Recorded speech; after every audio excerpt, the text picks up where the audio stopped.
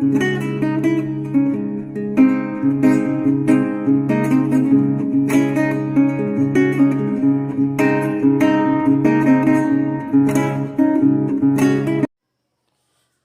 साथियों, स्वागत करते हैं आपके अपने YouTube चैनल में।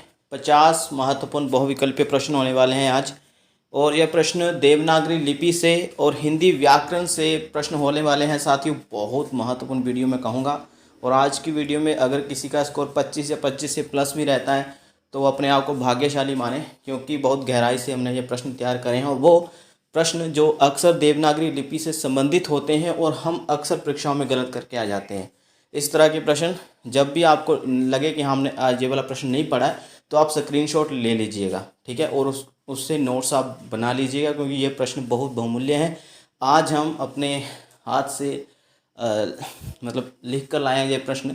बिल्कुल काफ़ी दिन से तैयार कर रखे थे मैंने, और मैंने सोचा कि चलो आज इसके ऊपर वीडियो बना ही देते हैं। बहुत बहुमूल्य वीडियो होने वाला साथियों। ये 50 महत्वपूर्ण प्रश्न जो देवनागरी लिपि एवं हिंदी व्याकरण से होने वाली है, ठीक है। और एक बात साथियों, अभी तक हम 27 भाग ला चुके हैं। जितनी भी वीडियो श्रृंखला चला रहे हैं हम MCQ से 27 भाग हो चुके हैं, और आज हम आपके सामने 28वां भाग प्रस्तुत कर रहे हैं, ठीक है। 28वां भाग है, और अभी तक हम 1290 प्रश्न कर चुके हैं, ठीक है। पिछली वीडियो में गलती से मैं 1300 प्रश्न बोल गया पूरे, लेकिन 1290 प्रश्न हुए हैं। और पिछली वीडियो में हमने 70 प्रश्न लाए थे आपके लिए हिंदी साहित्य से। लेकिन आज बिल्कुल विशुद्ध रूप से हम देवनागरी लिपि से वो प्रश्न जो हमेशा परीक्षाओं में आ जाते हैं और अक्सर हम गलत कर जाते हैं, यह प्रश्न बहुत रिसर्च करके बनाए गए हैं साथियों। तो चलिए शुरू करते हैं। और हाँ साथियों, अपना काउंटिंग साथ में जरूर करते रहना है, ठीक है। तो साथियों, हमारा पहला प्रश्न, आशा करता हूँ आपको मेरी हैंडराइटिंग थोड़ी ठीक ठाक समझ में आ जाए। चलिए शुरू करते हैं। उर्दू भाषा, ठीक है। उर्दू शब्द तुर्की भाषा का है, सभी जानते हैं, हम काफ़ी बार प्रश्न भी ला चुके हैं इससे संबंधित। उर्दू शब्द तुर्की भाषा का है, लेकिन उर्दू का अर्थ बताना है यहाँ पर। उर्दू का अर्थ क्या है? खुदा, भाषा, शाही शिविर या जुबान? जल्दी बताइए साथियों। हम सभी जानते हैं कि उर्दू तुर्की भाषा या तुर्कियों द्वारा दिया गया शब्द है, लेकिन इसका अर्थ नहीं पता। जल्दी बताएं साथियों। आज थोड़ा गहराई वाले प्रश्न यह तो तय है, तो मैं कह रहा हूँ कि जिसका 25 या 25 से प्लस भी स्कोर आता है, बिल्कुल सही, उसकी तैयारी बिल्कुल सही जा रही है, ठीक है। तो बिल्कुल साथियों, ये सी ऑप्शन वाले बिल्कुल सही होने वाले हैं, शाही शिविर, ठीक है, इसका अर्थ यही होने वाला है। अगले प्रश्न में चलते साथ में अपना स्कोर जरूर देखते रहिए, ठीक है। अगला प्रश्न है हमारा, ये रहा साथियों अगला प्रश्न। हिंदी शब्द किस भाषा की देन है? हिंदी शब्द किस भाषा की देन है? माफ़ करेगा, हिंदी शब्द किस देश की देन है? भाषा बोल दिया, भाषा अभी उस देश की कौन सी भाषा है वो उसी से ही प्रतीत हो जाएगा, ठीक है। तो किस देश की देन है? माफ़ करिएगा, पहले भाषा बोल गया। तो हिंदी शब्द किस देश की देन है? पाकिस्तान, ईरान, अफ़गानिस्तान या यूनान?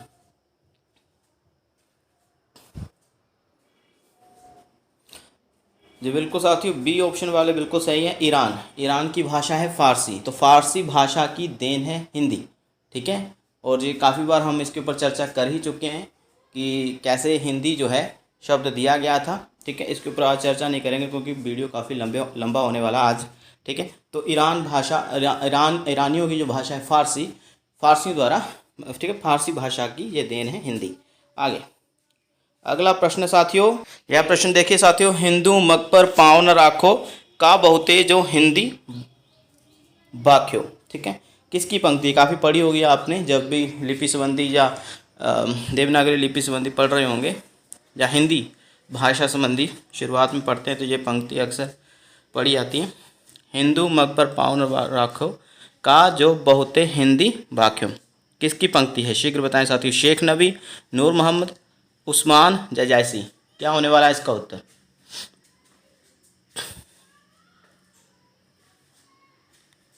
जी बिल्कुल साथियों, B option is the right answer, Noor Mohammad, ठीक है, नूर मोहम्मद की पंक्ति है ये। आगे चलते साथियों हमारे चौथे प्रश्न पर, खड़ी बोली। इस तरह के प्रश्न भी बोलियों और उपबोलियों से भी प्रश्न आज रखे हैं मैंने, ठीक है। DSSSB TGT हिंदी और जो NTA जूझनेट हिंदी के लिए बहुत लाभदायक सिद्ध होने वाला है। और एंटी जूसनेट आने वाला है अक्टूबर में। बिल्कुल साथियों, खड़ी बोली की विशेषता, आकार बहुल, ओकार बहुल, ट बहुल या ए कार बहुल, जल्दी बताइए। खड़ी बोली की विशेषता क्या है इनमें से, जल्दी बताएं। क्या होगा साथियों सही उत्तर इसका? जी बिल्कुल साथियों, आकार बहुल, A option is the right answer. जल्दी से उत्तर दीजिए ताकि हमारा वीडियो ज़्यादा लंबा ना जाए, ठीक है। पांचवा प्रश्न है साथियों हमारे सामने, इस तरह से भी प्रश्न लाए हैं मैं आज। कोशली और बैसबाड़ी किस बोली के उपनाम हैं, जल्दी बताइए। बुंदेलखंडी भी बोल सकते हैं, बुंदेली बोली भी बोल सकते हैं, या ब्रज भाषा, अवधी भाषा या खड़ी बोली, जल्दी बताएं। जी साथियों, ओके, सी ऑप्शन, अवधी भाषा के उपनाम हैं, ठीक है। किस बोली के उपनाम हैं? जे अवधी भाषा के उपनाम हैं, ठीक है साथियों, ये याद रखना है आपने। और जब ब्रज को ब्रज बोली क्यों नहीं कहा जाता है, जब अवधी को अवधी बोली क्यों नहीं कहा जाता, क्योंकि इन दो भाषाओं में इन दो बोलियों में साथियों बहुत उत्कृष्टतम कह सकते हैं कि साहित्य रचा गया, इसलिए इन बोलियों को भाषा का दर्जा दिया जाता है, ठीक है, लेकिन है वास्तव में बोलियाँ। अगले प्रश्न में चलते साथियों। तो आगे साथियों छठा प्रश्न, कौन सा युग्म असंगत है, मतलब गलत युग्म का आपने चुनाव करना है। तो देखिए, एक तरफ बोली दी गई है, दूसरी तरफ उसका नामकरण करता कोरवी यानी खड़ी बोली, इसका नामकरण राहुल संकृत्यान। आगे है ब्रज बोली, इसका नामकरण ईश्वर चंद्र गुप्त।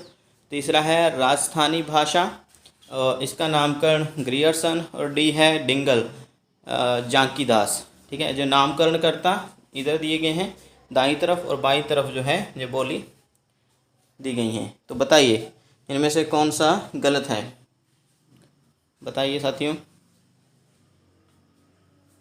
कौन सा विकल्प यहाँ गलत लग रहा है आपको? जी जी बिल्कुल, है थोड़ा सा टफ क्वेश्चन लेकिन इम्पोर्टेंट है। बिल्कुल साथियों, ये जो चौथा है ये असंगत है, बिल्कुल सही जवाब यही होने वाला है। डिंगल जे झांकी दास ने नामकरण नहीं दिया, इसका भांकी दास ने दिया है, ठीक है, याद रखना है आपने, भांकी दास, ओके, ये याद रखिए, ठीक है साथियों। आगे चलते हैं हमारे सातवें प्रश्न पर। सातवां प्रश्न है साथियों हमारे सामने, असंगत युग्म प्रश्नवाचक चिन्ह। तो बताइए इसमें से असंगत विकल्प कौन सा है? एक तरफ बोली के नाम दिए गए हैं, दूसरी तरफ उनके अन्य नाम, ठीक है। तो पहला है बघेली, बघेली मतलब उसके आगे दिया गया है रिवाई। दूसरा डिंगल, सामने अन्य नाम है उसका मातभाषा। सी है पिंगल, सामने नाम है नाग भाषा। और छत्तीसगढ़ी, सामने नाम है खलटाई। जल्दी बताइए साथियों कौन सा युग्म असंगत है। हाँ, थोड़े आज डीप क्वेश्चन बोलूँगा मैं, और जिसका 25 स्कोर रहेगा, 25 से ऊपर जो बेस्ट है वो तैयारी करता रहे और बेस्ट तरीके से, ठीक है। असंगत युग्म बताइए, सातवां प्रश्न, कौन सा अन्य नाम गलत है बोली का? किस बोली का अन्य नाम गलत है? बिल्कुल सही, बी ऑप्शन डिंगल, ठीक है। तो बी ऑप्शन बे सही होने वाला है हमारा। ये गलत नाम दिया गया है यहाँ पर, डिंगल का अन्य नाम मातृभाषा नहीं होता है, ठीक है। बाकी सभी सही विकल्प हैं, सही युग्म हैं, लेकिन साथियों, ठीक है, लेकिन एक बात का आपने ध्यान रखना है कि डिंगल का जो अन्य नाम है वो भाट भाषा है। क्या है साथियों? बाट भाषा है, ठीक है, बाट भाषा, ना कि मात भाषा। इसके अतिरिक्त साथियों ये देखिए, बघेली का नाम रिवाई या रीबा भी बोल सकते हैं, ठीक है, रिबाई भी बोलते हैं वैसे। डिंगल का भाट भाषा हो गया, पिंगल का नाग भाषा, और छत्तीसगढ़ी का खलटाई भी बोला जाता है इसको, ठीक है, अन्य नाम। तो साथियों ये याद रखिएगा आपने कि डिंगल आपने क्या याद रखना है, डिंगल को भाट भाषा बोला जाता है, ना कि मात भाषा।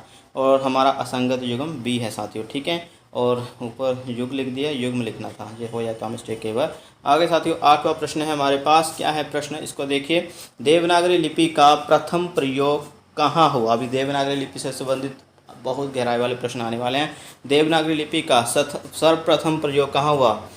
तो विकल्प पढ़ते हैं साथियों। राष्ट्रकूट राजाओं के द्वारा हुआ, मतलब राष्ट्रकूट राजाओं के द्वारा किया गया। आगे है गुजरात के राजा झैबट के जहाँ हुआ, जहाँ गुजरात के ब्राह्मणों द्वारा हुआ, जो ऊपर लिखित सभी। जल्दी बताइए साथियों, सर्वप्रथम प्रयोग कहाँ मिलता है, किसके अधीन मिलता है? जल्दी बताएं साथियों, कौन सा सही उत्तर होने वाला है? ये तो भैया आसान प्रश्न है, टाइम दे देते हैं थोड़ा।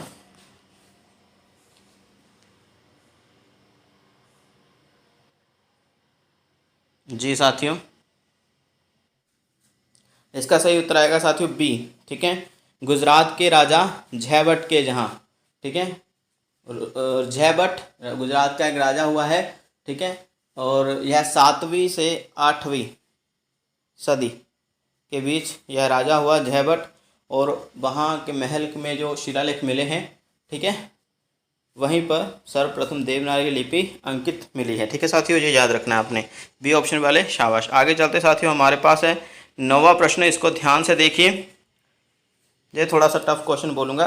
किसने केसरी पत्थर के लिए 1926 टाइपों की छटाई करके, मतलब छांट के 190 टाइपों का एक फांट तैयार किया था? जल्दी बताइए। जब केसरी पत्र का नाम आता है, पत्र पत्रिकाएँ याद की होंगी, इसके संस्थापक वही इसके उत्तर में हैं। ठीक है, जल्दी बताइए, किसने केसरी पत्र के लिए 1926 टाइपों की छटाई करके 190 टाइपों का एक फांट तैयार किया था? श्याम सुंदर दास, बनारसी दास चतुर्वेदी, बाल गंगाधर तिलक या सावरकर बंधु? ठीक है, जल्दी बताइए कौन सा सही होने वाला है? A B C D. जी साथियों, बाल गंगाधर तिलक का पत्र है केसरी पत्र। ठीक है, तो इसमें उन्होंने 90 टाइपों का एक फांट तैयार किया था 1926 टाइपों की जगह। तो यह भी आपने याद कर लेना साथियों, बहुत इंपॉर्टेंट प्रश्न बोलूँगा। और सी विकल्प यहाँ पर बिल्कुल सही है, और तिलक फांट भी इसको कहा जाता है। ठीक है, तिलक फांट। आगे चलते हैं साथियों, हमारा 10वां प्रश्न, ध्यान से देखिए इसमें। किसने मात्राओं को व्यंजन के बाद दाहिने तरफ लिखने का प्रस्ताव दिया था? किसने मात्राओं को व्यंजन के बाद दाहिने तरफ लिखने का प्रस्ताव दिया था? बाल गंगाधर तिलक, डॉक्टर श्याम सुंदर दास, सावरकर बंधु या डॉक्टर गोरख प्रसाद? जल्दी बताएं साथियों, क्या सही उत्तर होने वाला है 10वें का? किसने मात्राओं को, ऐसे प्रश्न यदि आपने नहीं पढ़े हैं, बिल्कुल इसको आप स्क्रीनशॉट ले सकते हैं। ठीक है, किसने मात्राओं को व्यंजन के बाद दाहिने तरफ लिखने का प्रस्ताव दिया? जी साथियों, बहुत उत्तर तो आए हैं लेकिन ज़्यादा नहीं। बिल्कुल साथियों, D option is the right answer, doctor Gorakh Prasad. आगे चलते साथियों 11वें प्रश्न पर। 11वां प्रश्न है हमारे पास, निम्न में से देवनागरी लिपि की विशेषता। निम्न में से देवनागरी लिपि की विशेषता बताइए। देवनागरी अक्षरिक है, आगे है एक वर्ण के लिए एक ध्वनि है, वर्णमाला का वर्ण क्रम वैज्ञानिक है, और चौथा है ऊपर लिखित सभी। जल्दी बताइए कौन सा विकल्प जहाँ सही होने वाला है? निम्न में से देवनागरी लिपि की विशेषता, ध्यान से देखिए, सुनिए, समझिए, फिर उत्तर दीजिए। थोड़े कठिन प्रश्न भी हैं आज, जो कठिन लगे उसका स्क्रीनशॉट ले सकते हैं। ये बिल्कुल साथियों D option is the right answer, ऊपर लिखित सभी, डी ऑप्शन वाले, शाबाश। आगे चलते साथियों 12वां प्रश्न है। ये प्रश्न इस बार लेक्चरर कैडर में भी आया था, हिंदी लेक्चरर कैडर। 12वां प्रश्न, किसने अ की 12 खड़ी तैयार की? जल्दी बताइए, अ की 12 खड़ी, जल्दी बताइए। बाल गंगाधर तिलक, सावरकर बंधु, श्याम सुंदर दास या श्रीनिवास? श्रीनिवास है ओनली, श्रीनिवास दास नहीं है। ठीक है, जहाँ मिस्टेक है। जल्दी बताइए, किसने अ की 12 खड़ी तैयार की? 12वां प्रश्न, विकल्प 4, सही उत्तर कौन सा?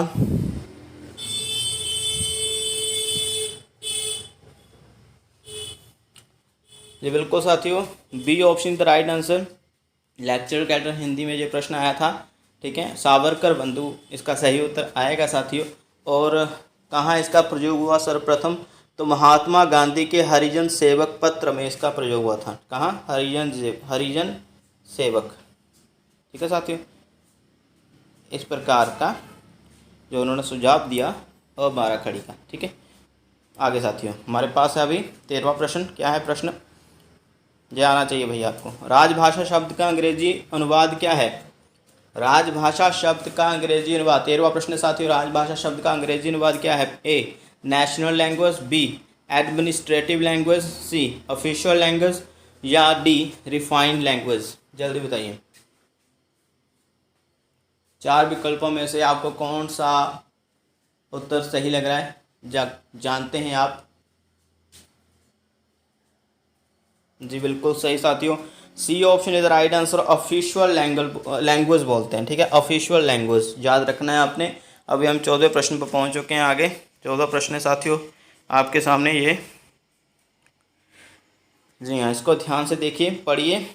उत्तर प्रदेश सरकार द्वारा गठित लिपि सुधार परिषद की बैठक की अध्यक्षता किसने की? पहले प्रश्न ध्यान से पढ़िएगा, बहुत से लोग गलत करेंगे इस प्रश्न को, ठीक है।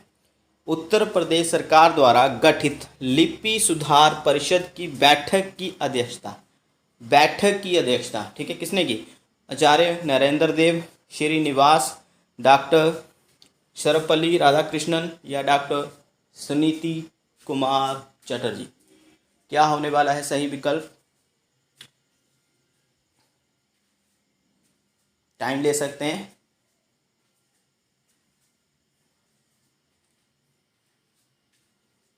जी, तो इसका जो सही उत्तर आएगा वो आएगा साथियों डॉक्टर सर्वपल्ली राधाकृष्णन, ठीक है। डॉक्टर सर्वपल्ली राधाकृष्णन जो उस वक्त देश के उपराष्ट्रपति थे, ठीक है, उन्होंने इसकी अध्यक्षता की थी। लिपि सुधार परिषद, ना कि लिपि सुधार समिति, यह भी आपने याद रखना है, ठीक है साथियों। आगे चलते हैं, हमारे 14वें प्रश्न के बाद अभी हम पहुंच गए हैं 15वें प्रश्न पर। जय साथी, 15वां प्रश्न क्या है लिखा हुआ देखते हैं। किसने देवनागरी लिपि के स्थान पर हिंदी के लिए रोमन लिपि को स्वीकार करने का सुझाव दिया था? यह प्रश्न भी इम्पोर्टेंट बन जाता है जब भी आप देवनागरी लिपि से प्रश्न कर रहे हैं, तो बहुत इंपॉर्टेंट प्रश्न मैं मानता हूँ इसे भी। किसने देवनागरी लिपि के स्थान पर हिंदी के लिए रोमन लिपि को स्वीकार करने का सुझाव दिया था? जी नरेंद्र देव, सुनीति कुमार चटर्जी, सर्वपल्ली राधाकृष्णन या का कालेलकर। जल्दी बताइए। चारों ही विद्वान जो हैं बहुत माने जाते हैं देवनागरी लिपि के सुझावों के लिए, जो भी इन्होंने सुझाव दिए हैं। क्या लगता है कौन सा उत्तर सही होने वाला है साथियों इस प्रश्न के लिए? टाइम ले सकते हैं।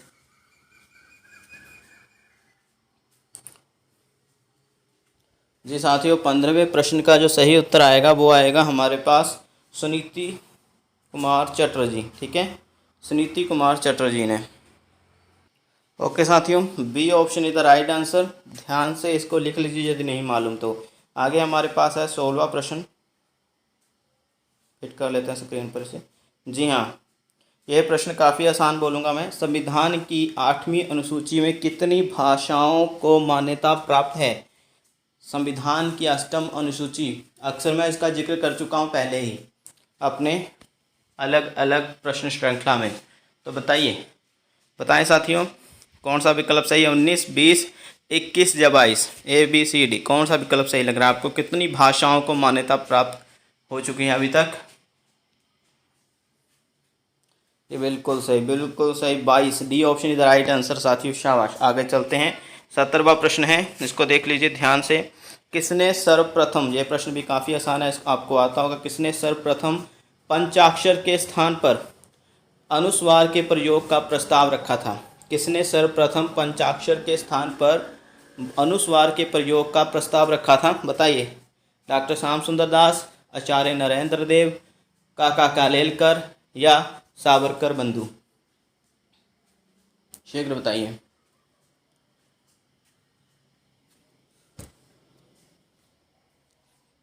क्या लग रहा है ABCD में से कौन सा उत्तर सही होने वाला है? जल्दी साथियों।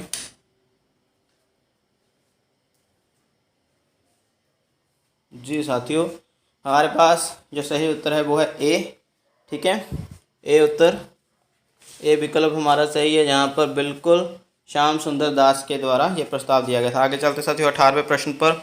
18वां प्रश्न क्या है, ध्यान से देखिएगा।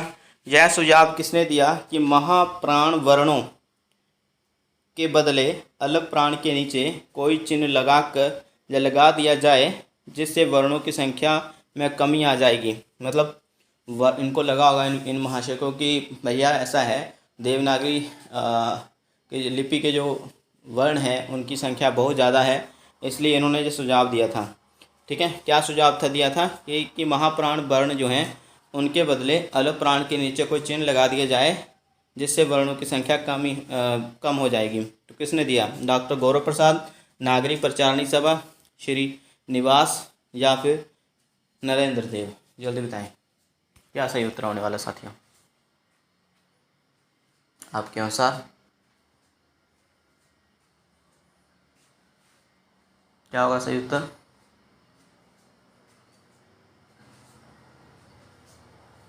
जी साथियों बिल्कुल सही, श्रीनिवास जी का जे C option is right answer, Srinivas ji का यह है मत था। ठीक है, आगे चलते हैं हमारे 19वें प्रश्न पर। देखिए इसको ध्यान से, हैंड राइटिंग्स नहीं समझ में आ रही तो थोड़ा सा तकल्लुफ़ कर सकते हैं मुझे सुनने का। 19वां प्रश्न, उत्तर प्रदेश सरकार ने कब आचार्य नरेंद्र देव की अध्यक्षता में नागरी लिपि सुधार समिति, ठीक है, नागरी लिपि सुधार समिति, इसका ध्यान रखना है, नागरी लिपि सुधार परिषद का ध्यान अलग रखना है आपने, ठीक है, अलग रखना है उसका ध्यान, नागरी लिपि सुधार परिषद का। ये क्या है? नागरी लिपि सुधार समिति। इसको दोबारा से पढ़ते हैं साथियों। क्या पूछा जा रहा है कि उत्तर प्रदेश सरकार ने कब आचार्य नरेंद्र देव की अध्यक्षता में नागरी लिपि सुधार समिति का गठन किया? विकल्प 4 अगस्त 1945, बी 31 जुलाई 1947, सी 28 नवंबर 1953 या डी 14 सितंबर 1949। क्या सही है?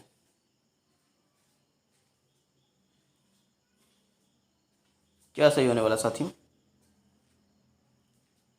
जी बिल्कुल, B option is the right answer, 31 जुलाई 1947। आगे चलते हैं साथियों, जो याद कर लेंगे ये प्रश्न। आगे साथियों हमारे पास प्रश्न है, संविधान के किस भाग में राजभाषा का प्रावधान है? यह भी बहुत ज़्यादा इंपॉर्टेंट प्रश्न मैं मानता हूँ, चाहे मास्टर कैडर हो, DSSB, TGT हिंदी हो, NTA UGC नेट में तो ना जाने कितनी बार आ चुका है ये प्रश्न, और ख़ास तौर पर SST में भी आ चुका है। मतलब सोशल साइंस का देते हैं ना, CTET PTET वगैरह आप दे चुके होंगे, तभी तो आप मास्टर कैडर आगे या DSSB TGT हिंदी की तैयारी कर रहे हैं, ठीक है। तो मतलब कौन सा विकल्प है यहाँ से? संविधान के किस भाग में राजभाषा का प्रावधान है? 15वें, 16वें, 17वें या 18वें? बिल्कुल सही, आपका जो उत्तर है वो आएगा सी, 17वें भाग में, ठीक है, याद रखना है। आगे साथियों हमारे पास है 21वां प्रश्न, इसको ध्यान से देखिए। कौन सी भाषा अष्टम अनुसूची में नहीं है? यह प्रश्न भी NTA UGC नेट में ना जाने कितनी बार रिपीट हो चुके हैं। हालांकि यह प्रश्न मैं अलग से बनाया हूँ नया, लेकिन इस तरह के प्रश्न, कौन सी भाषा अष्टम अनुसूची, अभी 22 भाषाएं हैं ना वहाँ पर, है ना, 22 भाषाएं हैं, तो अभी बताइए हमें कौन सी भाषा अष्टम अनुसूची में नहीं है? कोंकणी, भोजपुरी, संथाली या सिंधी?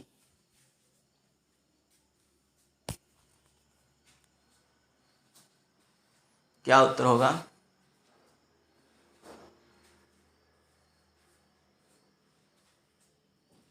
जी साथियों, यहाँ पर जो सही उत्तर होने वाला है आपका वो है 21वें का बी, ठीक है, 21वें का बी ऑप्शन, भोजपुरी, ठीक है साथियों। ये अष्टम अनुसूची में नहीं, ना ही छत्तीसगढ़ी, ठीक है, ये भी आपने याद रखना है। लेकिन जब कोंकणी, ठीक है, ये महाराष्ट्र में है, संथाली झारखंड वगैरह में है, आगे सिंधी, ये तो पता ही है आपको, पाकिस्तान में है सिंधी, अभी जो फ़ारसी अरबी भाषा में है, ठीक है, मतलब फ़ारसी अरबी लिपि में ये लिखी जाती है, ओके, ये याद रखना है, सिंधी, ओके साथियों। तो कोंकणी, संथाली और सिंधी ये अष्टम अनुसूची में है, भोजपुरी नहीं है, याद रखिएगा। आगे साथियों 22वां प्रश्न, नागरी लिपि सुधार समिति की बैठकें कुल कितनी हुई? जल्दी बताइए। नागरी लिपि सुधार समिति, अभी जो 31 जुलाई 1947 को उत्तर प्रदेश सरकार द्वारा गठित की गई थी समिति, इसकी कुल बैठकें कितनी हुई? बैठकों में कोई वो बैठ के नहीं चले जाते थे इसी रूम में, बल्कि निर्माण किया जाता था, सुझाव दिए जाते थे, देवनागरी लिपि का निर्माण होता था वहाँ पर कि हाँ कौन सी चीज़ सही है और कौन सी चीज़ गलत है, जो नहीं रखनी चाहिए हमें। तो बताइए कितनी कुल बैठकें हुई? 7, 8, 9, 10, ABCD कौन सा सही है? साथियों ये प्रश्न याद करना है आपने। जी बिल्कुल साथियों, C option is the right answer, 9 बैठकें हुई। ठीक है, आगे चलते हैं साथियों। 23वां प्रश्न है, नागरी लिपि सुधार समिति ने अपनी रिपोर्ट कब प्रस्तुत की? जल्दी बताइएगा। नागरी लिपि सुधार समिति ने अपनी रिपोर्ट, मतलब जब 9 बैठकें हो गई उसके बाद उन्होंने अपनी रिपोर्ट भी देनी होती ना कि हाँ बैठकों में कोई क्या काम किया, तो अपने जो प्रस्ताव है उस रिपोर्ट में रखे, कब रखे, मतलब कब प्रस्तुत की उत्तर प्रदेश सरकार के सामने? जल्दी बताइएगा। 28 नवंबर 1953, 14 सितंबर 1949, 25 मई 1949 या 25 मई 1950? क्या होने वाला सही उत्तर साथियों? ये प्रश्न बहुत रिसर्च करके बनाए गए हैं आपके लिए सिर्फ। ठीक है, और वीडियो साथियों शेयर करिएगा ज़रूरतमंद साथियों के पास। ठीक है ना, लाइक भी करके जाइएगा। बिल्कुल साथियों, सी ऑप्शन होगा, 25 मई 1949 को अपनी रिपोर्ट प्रस्तुत की थी। और यह भी याद रखिए कब गठित की गई थी, आचार्य नरेंद्र देव की अध्यक्षता में कब गठित की गई थी? 31 जुलाई 1947 को। और रिपोर्ट कब दी? 25 मई 1949 को। कुल बैठकें कितनी हुई? 9 बैठकें हुई। ये सब जानकारी आप रख लीजिए, रट लीजिए, इसको भूलना नहीं है। आगे चलते साथियों, 24वां प्रश्न है,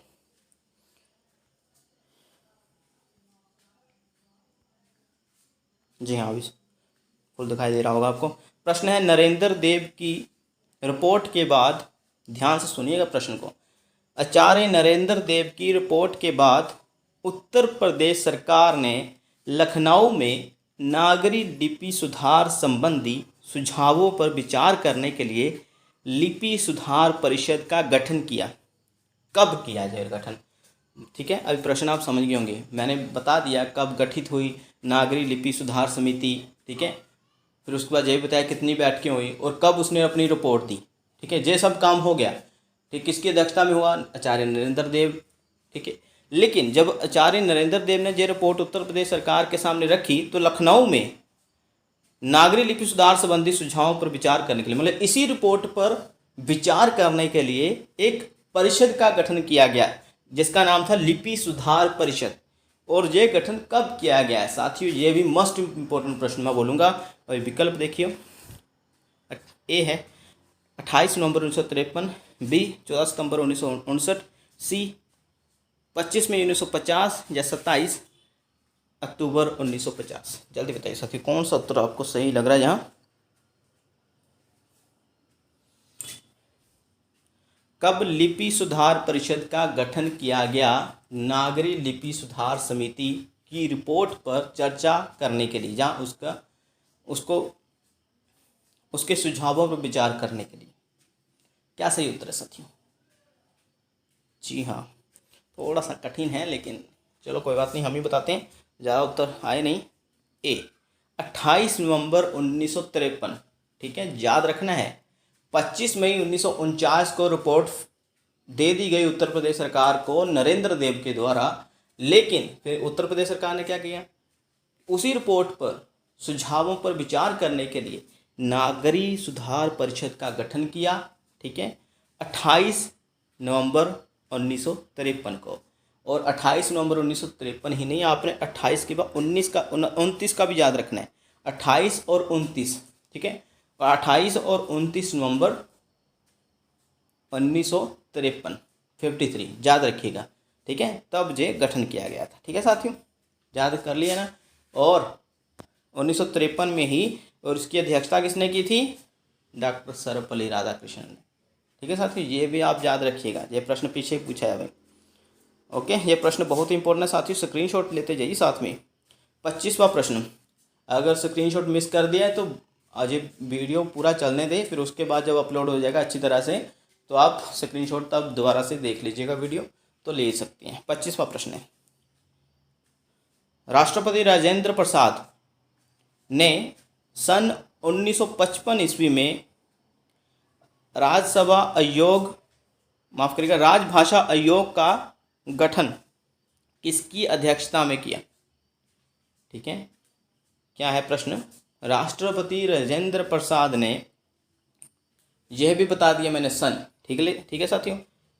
राष्ट्रपति राजेंद्र प्रसाद ने सन 1955 में राजभाषा आयोग का गठन किसकी अध्यक्षता में किया? मतलब कौन उस आयोग का अध्यक्ष बनाया गया राजभाषा आयोग का?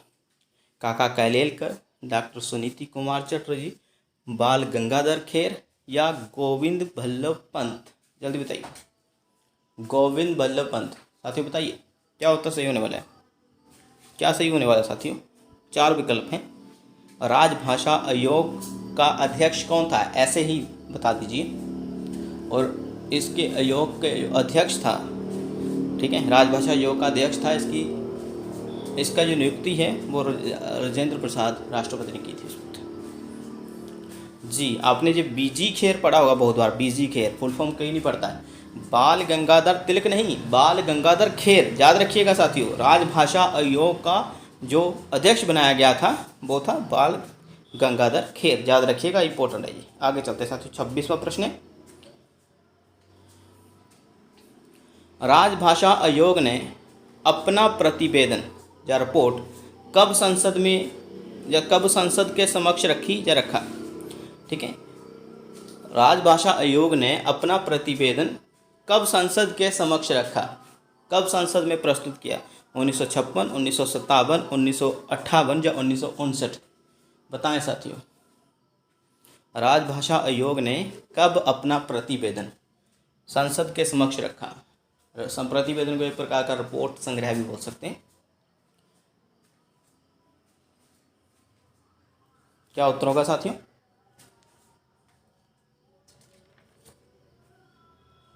जी, ये बिल्कुल साथियों B option is right answer, 1957 ईस्वी में। ठीक है साथियों, आगे चलते हैं। हमारे पास 27वां प्रश्न है, इसको ध्यान से पढ़िएगा। अगर थोड़ी हैंडराइटिंग समझ में नहीं आ रही तो मुझे सुनिएगा। प्रश्न है, राजभाषा आयोग की सिफारिशों की समीक्षा करने के लिए सन 1957 ईस्वी में किसकी अध्यक्षता में संयुक्त संसदीय राजभाषा समिति का गठन हुआ? बहुत इंपॉर्टेंट प्रश्न है साथियों, ध्यान से पढ़िए इसको जरा। संयुक्त संसदीय राजभाषा समिति का गठन किसकी अध्यक्षता में हुआ 1957 में?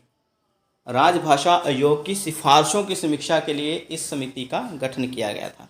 ठीक है, तो किसकी अध्यक्षता में हुआ? काका कलेलकर, गोविंद बल्लभ पंत, बाल गंगाधर खेर या सुनीति कुमार चटर्जी? जल्दी बताएं साथियों।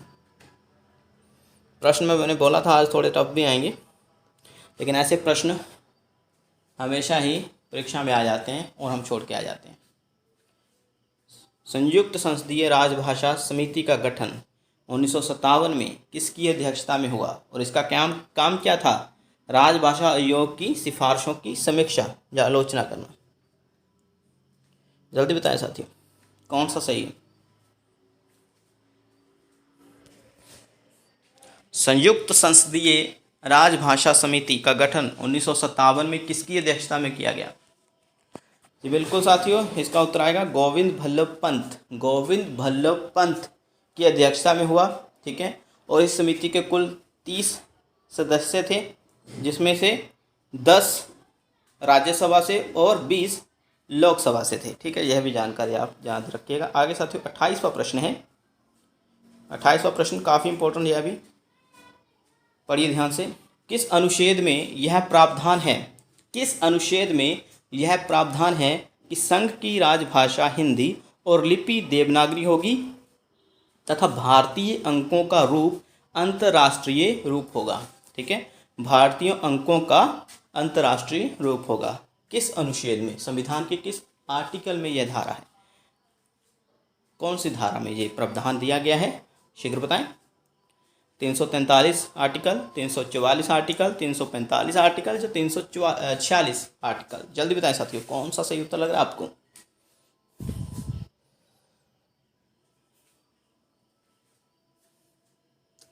जी बिल्कुल साथियों, A option is right answer. शाबाश। आगे चलते हैं हम 29वें प्रश्न पर। 29वां प्रश्न 29 पर पहुंच चुके हैं हम। क्या है प्रश्न? किस वर्ष राजभाषा आयोग को समाप्त कर दिया गया? किस वर्ष राजभाषा आयोग को समाप्त कर दिया गया? जल्दी बताएं साथियों। राजभाषा आयोग को किस वर्ष समाप्त कर दिया गया? मैं ये भी प्रश्न में बहुत इंपॉर्टेंट मानता हूँ। 1963, 1973, 1976 या 1968? बिल्कुल C option is right answer साथियों, 1976 ईस्वी में। आगे चलते हैं, 30वां प्रश्न है हमारे पास। अगर लिखाई समझ में नहीं आ रही हमारी तो सुनिए, सुनने का कष्ट करिएगा। प्रश्न है, किस अनुच्छेद में यह लिखा है कि उच्च न्यायालयों और उच्चतम न्यायालयों में सभी कार्यवाहियां अंग्रेजी में होंगी? प्रश्न ध्यान से देखिए, सुनिए, पढ़िए, समझिए। क्या है?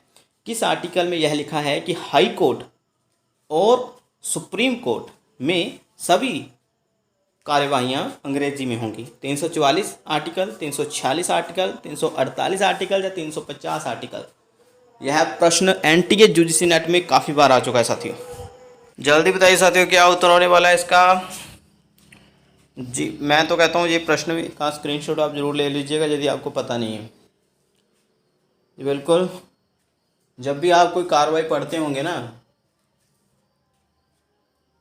हाई कोर्ट की या सुप्रीम कोर्ट की, वो इंग्लिश में ही आती है। पीडीएफ वगैरह जो भी स्टे वगैरह लगता है या कोई भी जजमेंट आता है वो इंग्लिश में आता है सारा का सारा साथी, हाई कोर्ट का और सुप्रीम कोर्ट का। ठीक है, आपने वो ईटीटी कैडर का सुना होगा, फिर मास्टर कैडर में भी बहुत सारे जजमेंट आए, ईटीटी कैडर का भी स्टे ऑर्डर आया था। ठीक है, वो सब इंग्लिश में आया, तो इंग्लिश में कार्रवाइयाँ होती है, ये याद रखना है। तो किस आर्टिकल में? बिल्कुल C option is right answer. तो साथियों, एक तरफ अधिनियम दिए गए हैं और दूसरी तरफ वर्ष दिए गए हैं। ठीक है, तो बताइए, राजभाषा अधिनियम 1963, राजभाषा संकल्प 1968, प्राधिकृत पाठ केंद्रीय विधि 1976 या राजभाषा नियम? साथियों, ये प्रश्न काफ़ी कठिन है, हम ही बताते हैं इसका उत्तर। जी बिल्कुल साथियों, डी ऑप्शन बिल्कुल असंगत है, बाकी सभी सही हैं। तो राजभाषा नियम 1978 नहीं आएगा, बल्कि 1900 क्या आएगा यहाँ? 1900 आएगा 76। ठीक है, राजभाषा नियम कब लागू हुआ? ये 1976 में हुआ था, ना कि 1978। बाकी बिल्कुल पहले 3 बिल्कुल सही है, स्क्रीनशॉट ले लीजिएगा। अगर धुंधला दिखाई दे रहा तो साथियों माफ़ करिएगा, पीडीएफ थोड़ा इस प्रकार से बन गया है। आगे साथियों 32वां प्रश्न है, ध्यान से देखिए। 32वां प्रश्न, खड़ी बोली का प्रथम व्याकरण, खड़ी बोली का प्रथम व्याकरण 1715 ईस्वी में किसने लिखा? 1715 ईस्वी में लिख दिया गया था। ठीक है, तो किसने लिया? ग्रियर्सन ने, सुनीति कुमार चटर्जी ने, जोहानस जोशुआ केटलर ने या कोलब्रुक ने? जल्दी बताइए, जल्दी। खड़ी बोली का प्रथम व्याकरण क्या होगा? सही है, खड़ी बोली का प्रथम व्याकरण। जी साथियों, सी ऑप्शन। ठीक है, जोहानस जोशुआ केटलर। ठीक है, ये याद रखिएगा नाम। इन्होंने व्याकरण जो तैयार किया था 1715 ईस्वी में। ओके, ये बहुत ही इंपॉर्टेंट मैं कहूँगा जानकारी आप जो अभी ग्रहण कर रहे हैं। ठीक है, और ये एक डच, ठीक है, डच ईस्ट इंडिया कंपनी के कर्मचारी थे, उन्होंने तैयार किया था। आगे साथियों चलते हैं 33वें प्रश्न पर। असंगत युग्म चुने, असंगत युग्म चुने। एक तरफ बोली दी गई है, दूसरी तरफ उसके नामकरण। ठीक है, तो नामकरणकर्ता बोल सकते हैं, नामकरणकर्ता जिन्होंने उनको नाम दिया है, डिंगल वांकीदास, ये पहले भी आ चुका है, और वांकीदास ही सही है, मतलब पहला विकल्प हमारा सही होने वाला है। लेकिन असंगत का चुनाव करना है। डिंगल वांकीदास, बिहारी ग्रियर्सन, मैथिली तासी मतलब गारसा तासी या भोजपुरी रेमंड? कौन सा यहाँ पर युग्म गलत है? कौन सा विकल्प आपको गलत लग रहा है? मतलब जिसने जिस बोली का नामकरण नहीं किया है वो बताना है। क्या लग रहा है? जी साथियों, यहाँ पर सी ऑप्शन बिल्कुल सही है, मैथिली। ठीक है, ओके, याद रखना है आपने। मैथिली का जो नामकरण है वो साथियों किया है कोलब्रुक ने। ठीक है, किसने किया है?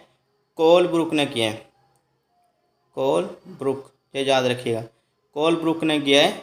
ओके, और तासी ने नहीं किया है। ठीक है, मैथिली का नामकरण कोलब्रुक ने किया है, भोजपुरी का रेमंड ने किया है, बिहारी का ग्रियर्सन ने किया है और डिंगल का वांकीदास ने ही किया है। लेकिन ताशी ने मैथिली का नामकरण नहीं किया है, बल्कि मैथिली का नामकरण तो कोलब्रुक ने किया है साथियों। आगे चलते हैं हमारे 34वें प्रश्न पर। काफ़ी ज़्यादा इंपॉर्टेंट प्रश्न है और यह प्रश्न अभी हाल ही में लेक्चरर कैलेंडर हिंदी में आया था जी। आगे चलते हैं साथियों। निम्नलिखित में से कौन सा गलत है, जल्दी बताएं। कौन सा गलत है साथियों? उदीच्य, उदीच्य में सिंधी, लहंदा, पंजाबी, प्रतीच्य राजस्थानी, गुजराती, आगे प्राच्य उड़िया, असमिया, बांग्ला, और डी है दक्षिणात्य जिसमें तमिल, तेलुगु, मलयालम, कन्नड़। जल्दी बताएं साथियों कौन सा गलत है। ए बी सी डी कौन सा गलत है? और सही उत्तर वही होगा। इस बार लेक्चरर कैलेंडर में प्रश्न जो था वो ये पूछा गया था, उदीच्य में कौन सी भाषाएं आती हैं। ठीक है, तो अभी हमने गलत का चुनाव करना है। जल्दी साथियों, ए बी सी डी। हाँ, थोड़े क्वेश्चन आज टफ रहे हैं क्योंकि ये है ही इस तरह के प्रश्न जो हमेशा हम मिस कर देते हैं और किसी भी पुस्तक में इस तरह के एमसीक्यूज नहीं मिलते हैं। इसमें मैंने सोचा कि थोड़ा डीपली क्वेश्चन बनाते हैं, क्योंकि कंटेंट तो सभी साथियों तैयार कर लेते हैं, मैं बार बार बोलता हूँ, लेकिन इस तरह के एमसीक्यूज नहीं मिलते, टफ एमसीक्यूज। ओके, स्क्रीनशॉट ले लीजिएगा साथियों। और डी ऑप्शन जहाँ पर बिल्कुल सही होने वाला है और गलत यही है। ठीक है, ठीक है साथियों, बाकी बिल्कुल सही है साथियों। ठीक है, उदीच्य इसमें जो भाषाएं मिलती हैं वो है सिंधी, लहंदा, पंजाबी, प्रतीच्य इसमें राजस्थान गुजराती, और प्राच्य में उड़िया, असमिया, बांग्ला। लेकिन दाक्षिणात्य में सिर्फ मराठी भाषा का जिक्र होता है साथियों। किसका? मराठी का। ठीक है, दाक्षिणात्य में मराठी भाषा का जिक्र होता है, ना कि तमिल, तेलुगु, मलयालम और कन्नड़। ठीक है, यह गलत है। ओके, ये याद रखना है। बाकी तीन जो है पहले बिल्कुल सही है साथियों, और गलत का ही हमने चुनाव करना था जो कि डी ऑप्शन में है। आगे साथियों 35वां प्रश्न है, इकार बहुला बोली कौन सी है? इकार बहुला मतलब जब भी शब्दों का प्रयोग किया जाता है, वाक्यों का प्रयोग किया जाता है, तो अंत में ई का प्रयोग हो जाता है। किस बोली में होता है? भोजपुरी, अवधी, मैथिली या कन्नौजी? शीघ्र बताएं। सबसे ज़्यादा इकार बहुला बोली कौन सी है? शीघ्र बताएं साथियों। जी, ए ऑप्शन वाले बिल्कुल सही है, भोजपुरी। आगे चलते साथियों 36वां प्रश्न है।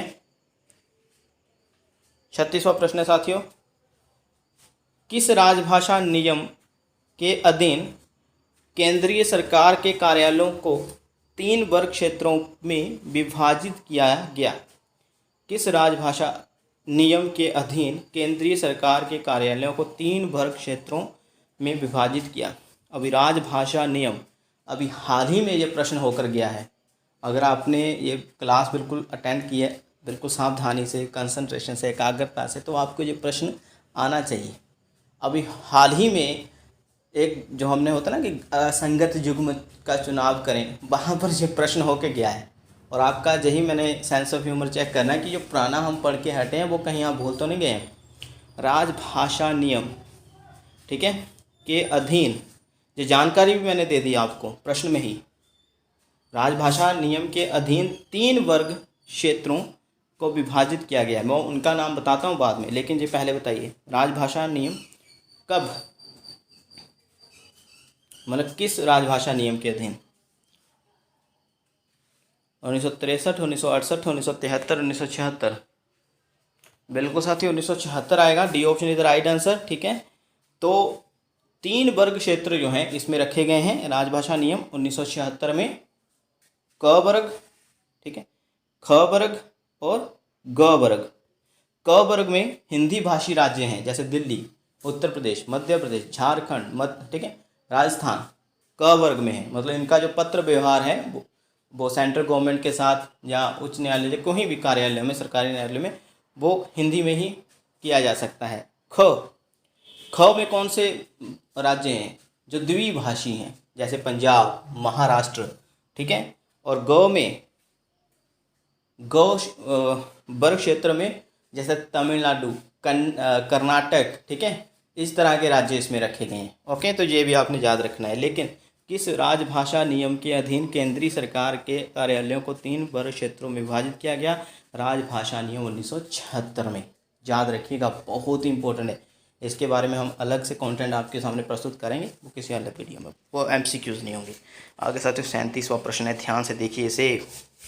37वां प्रश्न साथियों, वैज्ञानिक एवं तकनीकी शब्दावली योग।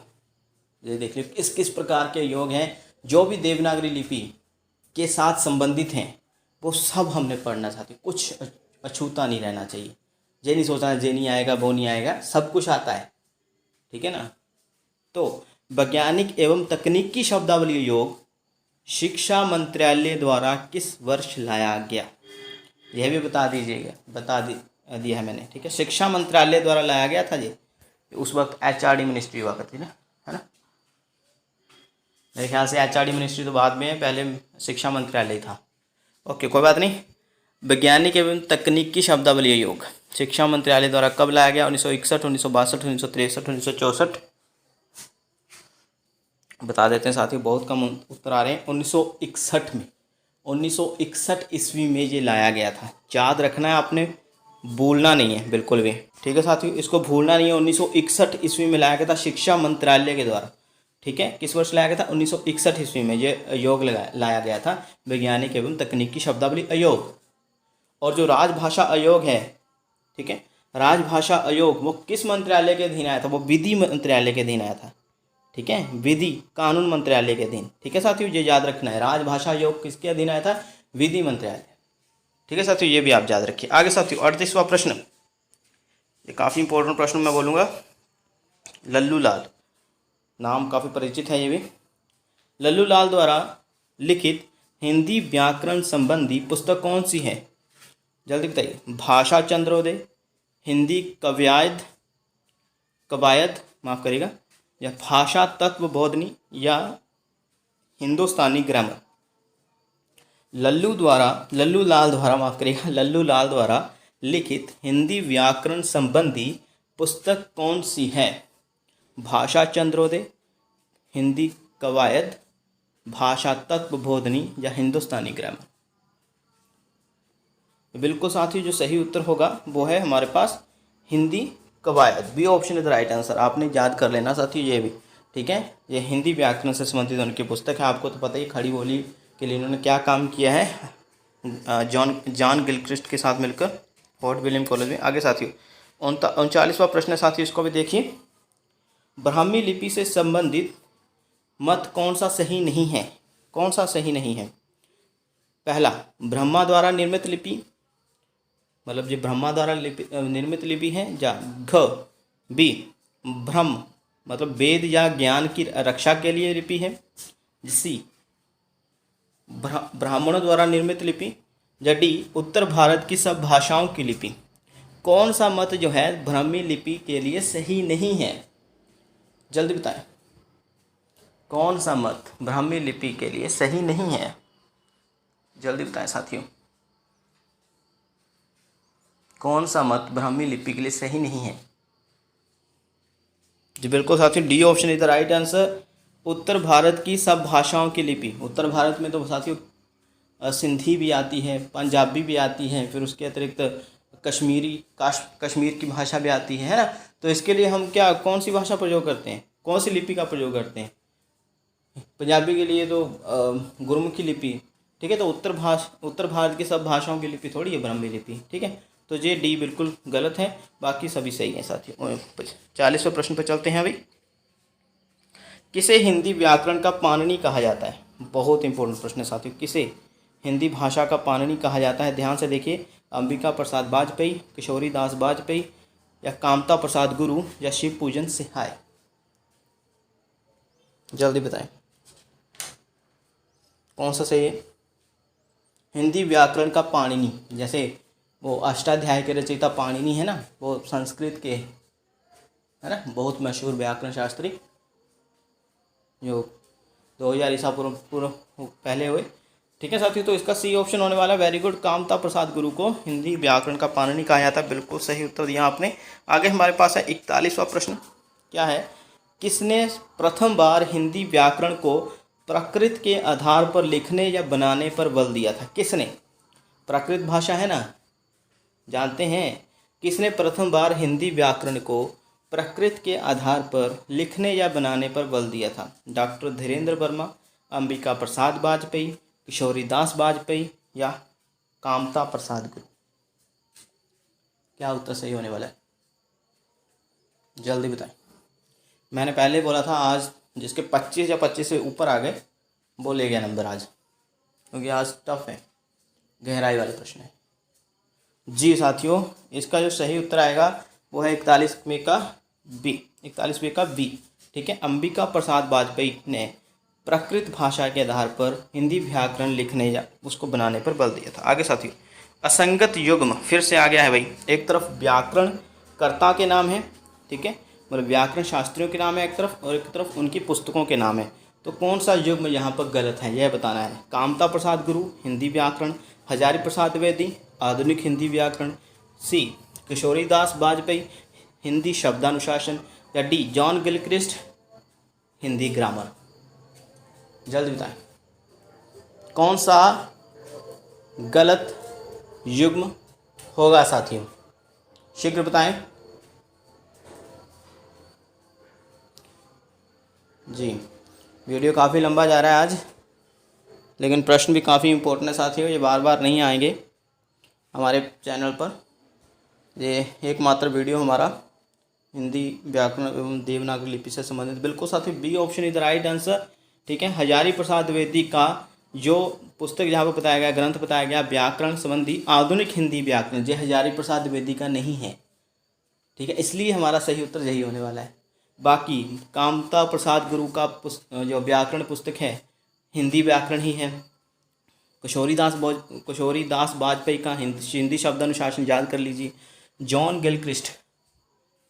गिलक्राइस्ट इसका हिंदी व्याकरण पुस्तक जो कि हिंदी ठीक है, हिंदी ग्रामर पुस्तक है जो हिंदी व्याकरण पर आधारित है। ठीक है साथियों, याद रखना है आपने। और एक बात, हजारी प्रसाद द्विवेदी जी ने जो पुस्तक लिखी, ठीक है, उसका नाम बता देता हूँ, लेकिन ये पहले जो पुस्तक है वो हजारी प्रसाद द्विवेदी की नहीं, जैसे कि मैंने पहले बताया आधुनिक हिंदी व्याकरण। ये किसकी पुस्तक है? तो साथियों ये वासुदेव नंदन प्रसाद की है। किसकी है? वासुदेव, ठीक है, वासुदेव नंदन प्रसाद। साथियों याद रखिएगा इसको, ठीक है। एक और बात साथियों, एक और बात कि हजारी प्रसाद द्विवेदी की पुस्तक कौन सी हुई? तो हजारी प्रसाद द्विवेदी की जो व्याकरण संबंधी पुस्तक है वो है हिंदी भाषा का बृहद ऐतिहासिक व्याकरण। क्या है? हिंदी भाषा का बृहद ऐतिहासिक व्याकरण। ठीक है, याद रखना आपने, ऐतिहासिक व्याकरण। ओके साथियों, ये याद रखिए आप। आगे 43वें प्रश्न पर पहुंच चुके हैं अभी हम। 43वां प्रश्न है साथियों, असंगत युग्म नहीं, असंगत विकल्प जहां पर, ठीक है, असंगत विकल्प। ओके, असंगत विकल्प आप समझ जाइएगा, युग्म नहीं है जहां पर। तो कौन सा असंगत है विकल्प बताइए। स्वरों का स्वतंत्र उच्चारण किया जा सकता है, सभी स्वर अक्षरिक हैं, सी सभी स्वर अघोष हैं, डी सभी स्वर अलग प्राण होते हैं? कौन सा यहाँ पर गलत विकल्प है बताइए। 43वां प्रश्न साथियों, स्वरों का स्वतंत्र उच्चारण किया जा सकता है, सभी स्वर अक्षरिक हैं, सी सभी स्वर अघोष हैं, या डी सभी स्वर अलग प्राण होते हैं?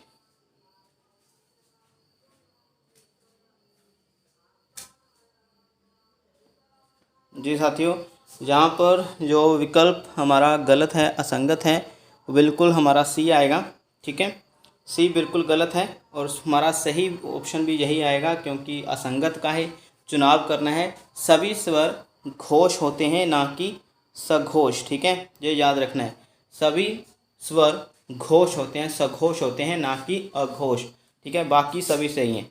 सभी स्वर अलग प्राण भी हैं, ठीक है, सभी स्वर अक्षरिक भी हैं, मतलब अक्षरात्मक, और स्वरों का स्वतंत्र उच्चारण किया जा सकता है, और व्यंजनों का भी। ठीक है, तो बिल्कुल पहला, दूसरा और चौथा बिल्कुल सही है, और तीसरा गलत है। और सही उत्तर क्या था? सही स्वर सघोष हैं। आगे साथियों 44वां प्रश्न है, पढ़िए इसे ध्यान से। राजभाषा अधिनियम 1963 में कितनी धाराएं हैं?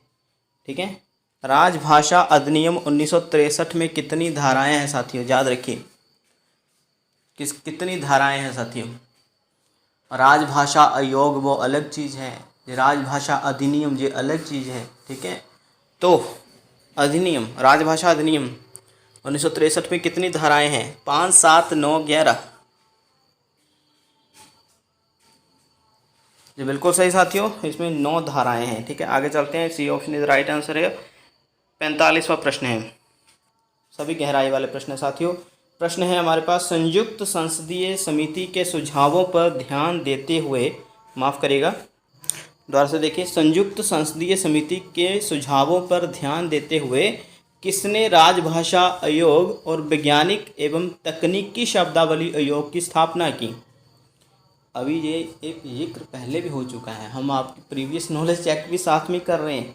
अगर आपको यह पता है कि राजभाषा आयोग का गठन किसने किया, तब डेफिनेटली आपको यह भी पता चल जाएगा कि वैज्ञानिक एवं तकनीकी शब्दावली आयोग का गठन किसने किया। दोनों का ही गठन 1961 में हुआ है साथियों। ठीक है, लेकिन राजभाषा आयोग का गठन पहले भी हो चुका है, मतलब 1955 में, यह भी आपको पता होना चाहिए। ठीक है, तो किसके द्वारा संयुक्त संसदीय समिति के सुझावों पर ध्यान देते हुए किसने राजभाषा आयोग और वैज्ञानिक एवं तकनीकी शब्दावली आयोग की स्थापना की? राष्ट्रपति, प्रधानमंत्री, शिक्षा मंत्री या लोकसभा अध्यक्ष?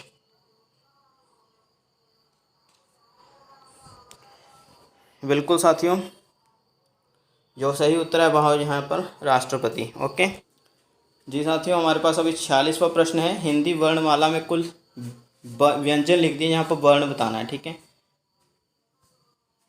हिंदी वर्णमाला में कुल कितने वर्ण हैं यह बताइएगा। अभी आसान प्रश्न है अंत में। 50, 51, 52, 53, जल्दी बताइए। हिंदी वर्णमाला में कुल कितने वर्ण हैं? जी बिल्कुल सही, C option is the right answer. 52 वर्ण है साथियों, स्वरों और योग वहा और साथ में व्यंजनों को मिलाकर। आगे साथियों, द्विगुण व्यंजन कौन से हैं? A option, B option, C option, D option, जल्दी बताइए। द्विगुण व्यंजन कौन से हैं? तो पहले नहीं थे, संस्कृत में नहीं थे, संस्कृत वर्णमाला जैसे है ना, देवनागरी लिपि जो बाद में आए हैं हिंदी में। जी बिल्कुल साथियों, A option is the right answer. ठीक है, ये द्विगुण व्यंजन ढ और ड। ठीक है, आगे साथियों 48वां प्रश्न,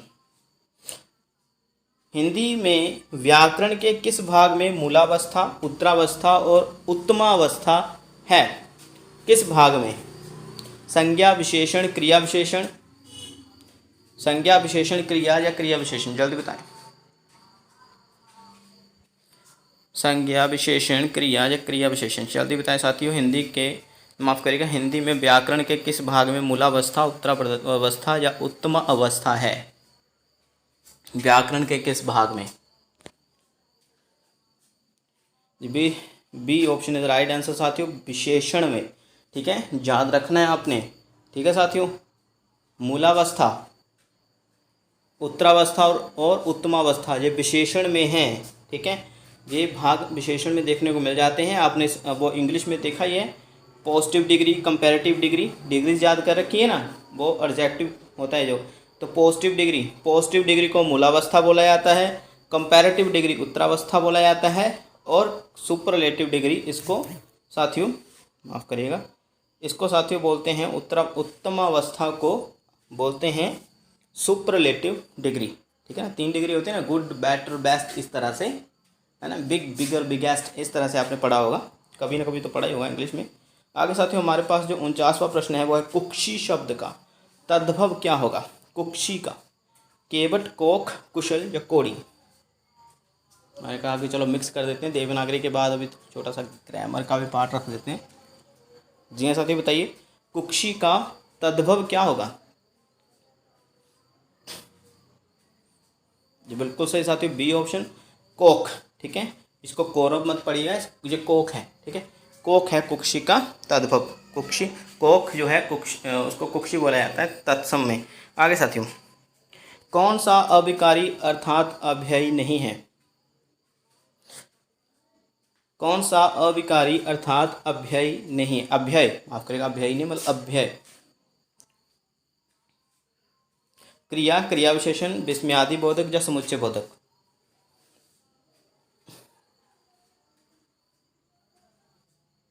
जी साथियों, बिल्कुल क्रिया, ठीक है।